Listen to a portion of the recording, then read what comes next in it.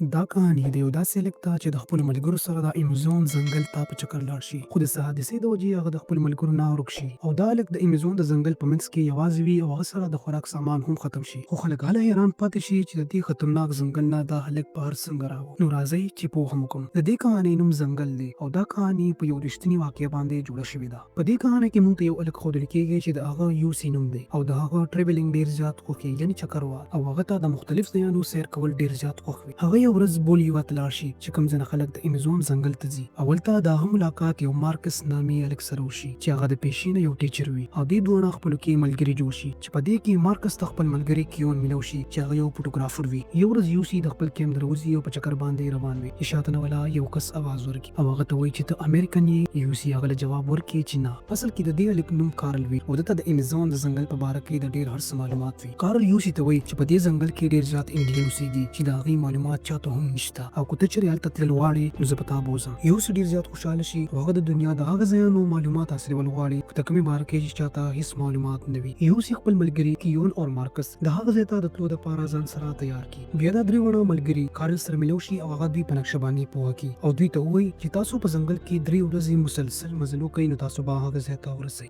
دوی ځان سره د ضرورت ټول سامان واخلي او د پلان مطابق هغه ځای ته ورسي. په دې خطرناک ځنګل کې دوی روان وي چې په دې کې په دوی باندې شپه راشي او دوی د آرام کولو دپاره دغلته یو ټینټ ولګوي. لږ ساعت پس دوی ویده شي او کارل له اچانک څه شي ټک ورکړي چې هغه ډېر زیات ویریږي. په بل سهار دا درې واړه خپل منزل طرف ته روان شي خو اچانک ډېر زیات تیز باران شروع شي خو دوی خپل مزل جاري ساتي. په دې کې دوی ته د قبیلې هغه خلک ښکاره شي. دوی چې هلته ورسي د قبیلې خلک د دوی ډېره زیاته مهمان نوازي وکړي. یوسي او د هغه ملګري دلته په راتلو باندې ډېر زیات خوشحاله وي. دراصل کارل دا قبیلې والا د مخکې نه پېژني، د دې د وجې نه د دوی ترمنځ یو بل کې ډېر زر پېژنګلو وشي. په بله ورځ دوی د دغه ځای نه روان شي چې په یو ځنګل باندې تېرېږي. اچانک کارل ته په ونه کې یو شادو ښکاري. کارل هغه ولي او د ځان سره یې راواخلي او روان شي. لږ ساعت پس د مارکس خپې پر پیدو شي او مارکس ته په تلو کې ډېر زیات تکلیف وي ولې چې د لګاتار د تلو د وجې د مارکس خپې زخمي شوې وي. کیون هم ډېر زیات ستړی شوی وي او دوی ته وایي که چېرې موږ یو کښتۍ جوړه کړو او په اوبو کې روان شو نو هغه قبیلې ته به ډېر ژر ورسو. خو کارل ورته وایي چې په اوبو کې تلل ډېر زیات خطرناک دي او موږ له دلته انتظار کول پکار دي. خو کیون او یوسي د هغه ځای ته د تلو دپاره ډېر زیات ایکسایټډ وي نو هغوی کارل د سیند د لارې په تلو باندې راضي کړي. د دې نه پس هغوی ډېر زیات لرګي راجمع کړي او یو کښتۍ تیاره کړي او خپل ټول سامان په هغې کښتۍ کې کېږدي او کارل ته ووایي چې دا کښتۍ به ته چلوي ولې چې یو کارل وي چې د دې ځنګل باره کې ټول هر څه معلومات هغه ته وي.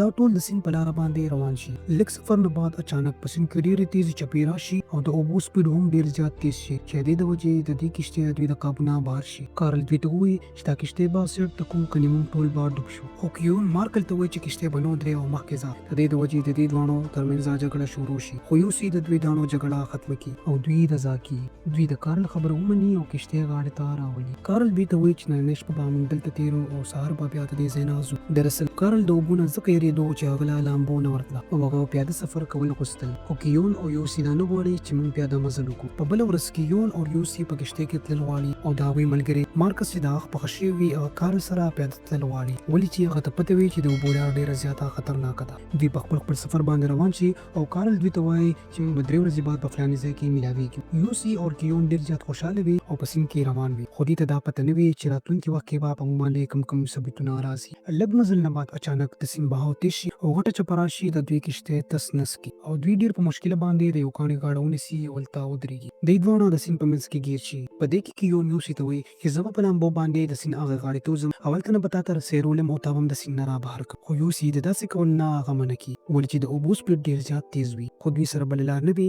نو کیون په لامبو شي او د سیند غاړې ته په څه طریقه ځان وباسي. خو یوسي د تیزو اوبو د وجې په اوبو کې ځان ټینګ نه کړی شي او اوبه یې یوسي. کیون چې خپل ملګري ته وګوري نو ډېر زیاتې چغې وایي خو څوک هم د هغه مدد ونه کړي. یوسي اوبه ډېر زیات لرې یوسي خو څه په طریقه باندې هغه ځان غاړې ته کړي او ځان د مرګ نه بچ کړي. یوسي په دې خطرناک ځنګل کې یوازې شي او په دې خطرناک ځنګل کې هغه روان شي او خپل ملګري پسې ګرځي چې په دې کې په اوبو کې هغه ته خپل بیګ وښکاري. دی هغه بیګ د اوبو نه راوباسي او د هغه بیګ نه یوه ګولۍ راواخلي چې هغه وخوري چې دې په وجه د بدن ته لږه انرژي میلاو شي. د دې نه پس یوسي روان شي او د خپلې ملګري معلومولو دپاره ځنګل ته ننوځي خو په دې ګڼ ځنګل کې هغه ته چاته هم ملګري میلاو نه شي. هغه ستړی شي او یو سیټ ته کښېني او هغه دلته پسو شي. په دې کې ډېرې ورځې تېرې شي خو هغه نه پوهېږي چې دې ځنګل نه اخر زه په کوم وځم. هغه میپ راواخلي او په میپ کې هغه ځای مارک کړي چې کوم ځای ته هغه روان وي او هغه یوازې په هغې سفر باندې روان شي. یوسي ته په لاره کې په بوټي کې سفروټ وښکاري. هغه د هغې راشو کولو دپاره بوټي ته وخیژي. په هغه بوټي کې مار وي په یوسي باندې حمله وکړي خو یوسي یوسي بچي خو یوسي هغه مارمل کی او هغه وګوري او دې دغلته ودی شي په بل سار چې دی راپاسي نو د پتند ډیر زیات درد وي دراصل دی چې د شپې ودی شي نو د پتند کې ډیر خطرناک چنجي دن نشي نو مارکس خپل تندې وشلي او چنجي را بار کی یوسي د تندې او د لوګي نه ډیر زیات پریشان وي خو خپل سفر بیا هم جاری ساتي په دې کې د تا پزما کې د سشیز انډي وخکاری دی انډي راوالي هغه اخري او خپل لوګه په ختم کی په دې کې د تا هغه ځای وخکاری چې په کمزې کې غړمنه قبيله اوسېدا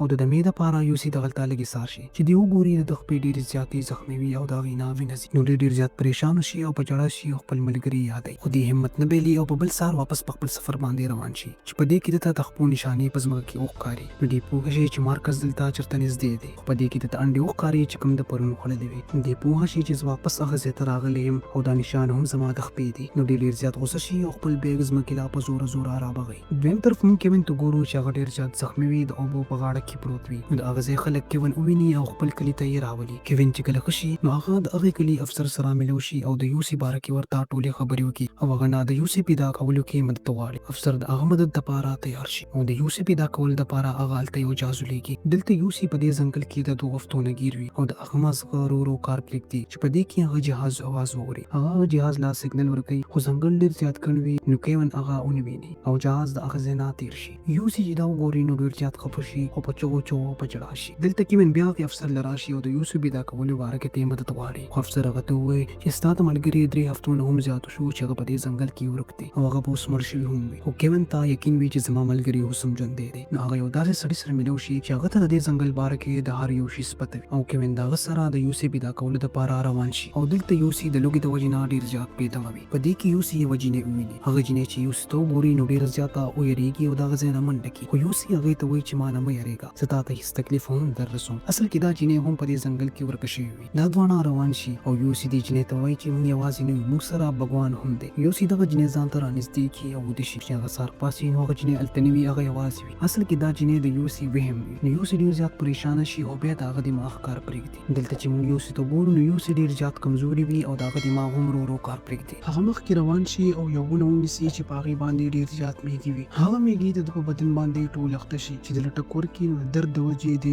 لوی چغې وخي اصل کې دې داسې ذکر کوي چې دا میږي مال ټکرا کې او زه د درد د وجې سیند ته ځان ورسوم کله چې دې سیند ته ورسیم د سیند په غاړه د یو نشان جوړ کړي چې زما ملګري په دې لار باندې تېرېږي چې ما وویني د یوسف د بچ کېدو د ځان نه ټولې تمې ختمې شي هغه ته پته ولګي چې زه به اوس مړ کېږم او په دې کې شپه شي او هغه ویده شي چې سهار شي نو کیون د پیدا کولو لپاره دغلته راشي هغه د یوسف هغه نشانه هم وویني خو یوسف ورته په یو ځای کې هم ملو نشي بس هغه پوه شي چې زما ملګری مړ دی او په دې دنیا کې نشته هغه بوټ کې کینی او د هغه ځای نه روان شي په دې کې یوسف د کیون आवाज ووري او هغه راپاسي خو د لوګي د وجې هغه لا आवाज نشي ورکولی او هغه کې دومره طاقت هم نه وي چې هغه کیون لا आवाज ورکړي او د ده اخري امید هم په ختمېدو وي او د هغه ملګری هغه ځای نه روان وي خو په دې کې اچانک کیون شاته وګوري او هغه ته یوسف وښکاري او د خوشحالۍ نه تیزه چغه ووهي او بوټ واپس راته وکړي کیون یوسف لکلکه غاړه ورکړي او دواړه په ژړا شي کیون یوسف ځان سره کښېنوي او کلي ته یې راولي چې د کلي خلک هغه ته وګوري نو ټوله حیران شي او د الله شکر ادا کوي چې هغه صحیح سلامت د ځنګل نه راووت دلته کې زموږ دا کهاني ختمېږي ملاویږو به په یو بله خشته ویډیو کې د الله په امان